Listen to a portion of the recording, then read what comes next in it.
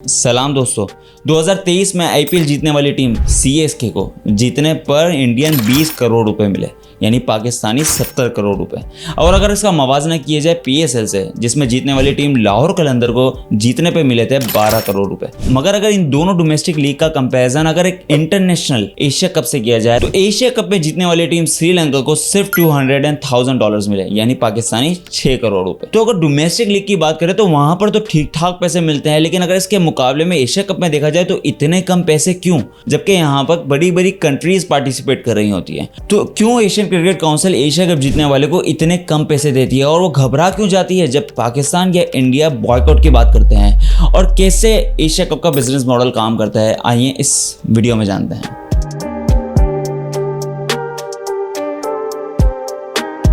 इसका नाम Asia cup रखने की वजह कि इसमें सिर्फ एशियन कॉन्टिनेंट की टीम्स पार्टिसिपेट ले सकती हैं। ऐसे तो ये टूर्नामेंट हर 2 साल बाद खेला जाता है, लेकिन ये पहली मर्तबा होगा कि 2022 के बाद फौरन 2023 में बगैर किसी वक्फे के ये टूर्नामेंट खेला जा रहा है, और इसकी वजह है वर्ल्ड कप की तैयारी। जैसे कि इस टूर्नामेंट में 2 फॉर्मेट होते हैं, लेकिन साथ में डिपेंड करता है कि उस साल वर्ल्ड कप का कौन सा फॉर्मेट है। अगर उस वक्त वर्ल्ड कप हो रहा है तो, अगर उस साल T20 का वर्ल्ड कप हो रहा है तो एशिया कप भी T20 का कराया जाएगा, और अगर उस साल वर्ल्ड कप वनडे क्रिकेट का हो रहा है तो एशिया कप भी वनडे क्रिकेट का ही कराया जाता है। खैर, एशिया कप में T20 फॉर्मेट भी 2016 में इंट्रोड्यूस किया गया था। क्यों? क्योंकि एशिया कप की पॉपुलैरिटी गिर रही थी। अब जानते हैं एशिया कप के एक्सपेंसेस क्या होते हैं। प्राइज मनी, जैसे कि मैंने आपको बताया कि श्रीलंका जो पिछले साल एशिया कप जीती थी उसको सिर्फ $200,000 मिले, यानी पाकिस्तानी 6 करोड़ रुपए। और रनर्स अप में आने वाली टीम पाकिस्तान को सिर्फ $100,000 यानी 3 करोड़ रुपए। और बाकी के नंबर्स में आने वाली टीम को तो इससे भी कम पैसे मिलते हैं। इसके बाद के एक्सपेंसेस होते हैं स्टाफ की फीस, एम्पायर की फीस, स्टेडियम के खर्चे। लेकिन एशियन क्रिकेट काउंसिल जितना भी खर्चा कर ले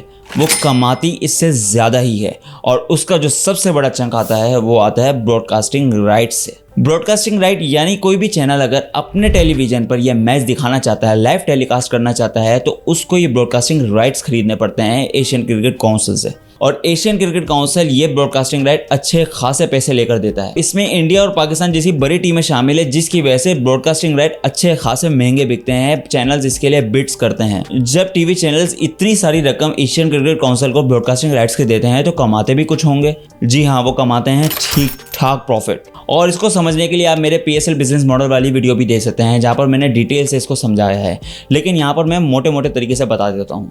चैनल्स अच्छी खासी प्रॉफिट स्पॉन्सरशिप से कमाते हैं, और स्पॉन्सरशिप अलग अलग किस्म के होते हैं जिनकी एड्स मैच के दौरान, वक्फे के दौरान दिखाई जाती है। और नजन सेठी के मुताबिक एशिया कप का जो 80% रेवेन्यू आता है वो आता है पाकिस्तान और इंडिया के मैच से। और यही वजह है कि जब इंडिया या पाकिस्तान बॉयकॉट की बात करते हैं तो एशियन क्रिकेट काउंसिल की जमीन हिलने लग जाती है, क्योंकि ये 2 कंट्री की राइवलरी तो आपको पता है, और साथ में इनकी ऑडियंस और व्यूअर्स भी बहुत ज्यादा होते हैं, जिसकी वजह से स्पॉन्सर्स अपनी एड के अच्छे खासे पैसे देते हैं। अगर इन दोनों कंट्रीज में कोई भी बॉयकॉट करेगा तो अच्छे खासे व्यूअर्स, मैक्सिमम व्यूअर्स तो चले जाएंगे। 2023 में जो ये एशिया कप दिखाया जाएगा, इसके ब्रॉडकास्टिंग राइट पाकिस्तान में है पीटीवी स्पोर्ट्स और 10 स्पोर्ट्स के पास, इंडिया और श्रीलंका में स्टार स्पोर्ट्स, बांग्लादेश में गाजी टीवी, और भी अलग अलग ब्रॉडकास्ट हैं डिफरेंट कंट्रीज में।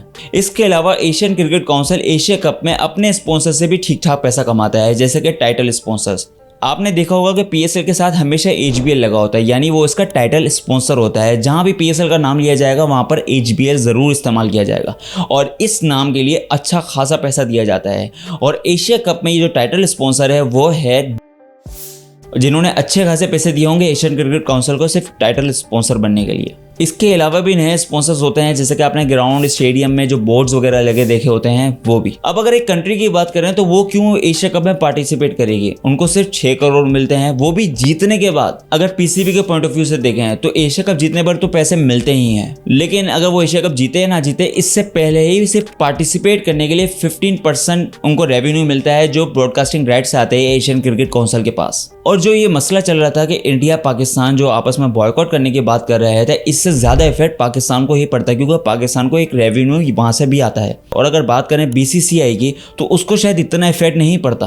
क्योंकि बीसीसीआई ACC से कोई रेवेन्यू लेता ही नहीं है और एज अ वॉलंटियर इस टूर्नामेंट में पार्टिसिपेट करता है और इसकी वजह हम आगे जानेंगे। खैर, इस पार्टिसिपेशन अमाउंट के अलावा पीसीबी एक अच्छा खासा पैसा अपने इंटरनेशनल स्पॉन्सर पेप्सी और इजी पैसा से भी कमाता है, जो पाकिस्तान क्रिकेट की शर्ट्स और किट्स को स्पॉन्सर करते हैं होस्टिंग कंट्री। अब हर मुल्क ये क्यों चाहता है कि ये टूर्नामेंट उनके मुल्क में कराया जाए? अब एक वजह तो ये कह सकते हैं कि होम क्राउड होगा, होम पिचेस होगी तो जीतने के ज्यादा मौके होंगे। देखिए, ये मोटिवेशन एक खिलाड़ी के लिए तो हो सकती है, लेकिन एक बिजनेस माइंड पर्सन के लिए नहीं। जिस मुल्क में ये टूर्नामेंट हो रहा होता है उसकी गवर्नमेंट को अच्छा खासा प्रॉफिट होता है। अब अगर एक्सपेंसेस की बात करें तो उस मुल्क की गवर्नमेंट को सिक्योरिटी प्रोवाइड करनी पड़ती है, स्टेडियम का मेंटेनेंस करने पड़ती है, रोड्स बनाने पड़ते हैं, इंफ्रास्ट्रक्चर के एक्सपेंसेस भी बेयर करने पड़ते हैं। जैसा कि आपने देखा होगा 2022 के फीफा वर्ल्ड कप में कतर में हुआ था, जिसमें कतर ने $220 बिलियन इस फीफा वर्ल्ड कप में खर्च किए थे, जिसमें स्टेडियम बनाना, रोड्स बनाना, होटल्स बनाना, इंफ्रास्ट्रक्चर तैयार करना, एयरपोर्ट्स बनाना शामिल है और ये इनकी लॉन्ग टर्म डेवलपमेंट के लिए भी काम आता है। लेकिन जब ये कंट्री इतना ज्यादा खर्चा करता है तो अर्न कैसे करता है? यहाँ डायरेक्टली कोई अर्निंग नहीं होती है, लेकिन इनडायरेक्टली बहुत ज्यादा फायदा होता है। एक तो ये इंफ्रास्ट्रक्चर लॉन्ग टर्म डेवलपमेंट के काम आता है, उस मुल्क में न्यू जॉब अपॉर्चुनिटीज बढ़ती हैं, इससे मुल्क की सॉफ्ट इमेज भी बढ़ती है, जिससे टूरिज्म आता है और टूरिज्म के जरिए डॉलर्स का रेवेन्यू आता है। अब प्लेयर्स की अर्निंग की बात करते हैं। प्लेयर्स चाहे ना चाहे उनको ये टूर्नामेंट में हिस्सा लेना पड़ता है, क्योंकि वो अपनी कंट्री के क्रिकेट बोर्ड से मुंसलिक होते हैं, उनसे कॉन्ट्रैक्ट में होते हैं, जिसे कहते हैं सेंट्रल कॉन्ट्रैक्ट, जहां प्लेयर्स को सालाना एक फिक्स्ड अमाउंट मिलती है। जहां 2022 की रिपोर्ट की बात करें तो बाबर आजम, शाहीन अफरीदी और रिजवान को पर मंथ 12.5 लाख मिलते हैं और सालाना ये हो जाते हैं 1.5 पाकिस्तानी रुपीस, जो कि विराट कोहली के कॉन्ट्रैक्ट से कंपेयर किया जाए तो विराट कोहली को मिलते हैं इंडियन 7 करोड़ रुपए, यानी पाकिस्तानी 26 करोड़ रुपए अप्रोक्सीमेटली। इसके अलावा हर मैच के अलग पैसे मिलते हैं। पाकिस्तान के एक खिलाड़ी को टेस्ट मैच के 8,38,000,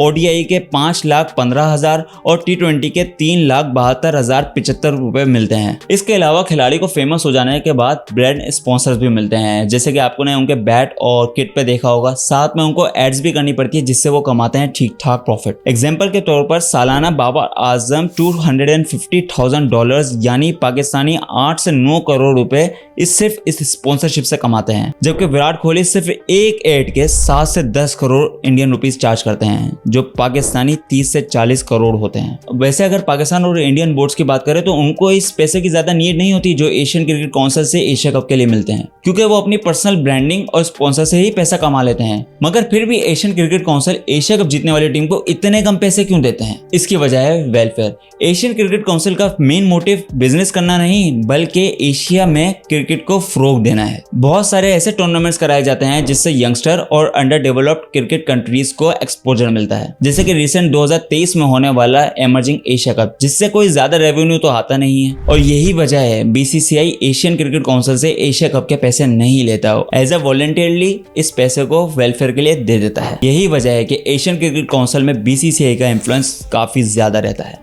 अगर आपको मेरी वीडियोस पसंद आ रही हैं और अगर आप मुझे सपोर्ट करना चाहते हैं तो सिर्फ इस वीडियो को लाइक कर दीजिए और मेरे चैनल बिलाल ब्रेकर को सब्सक्राइब करें। शुक्रिया।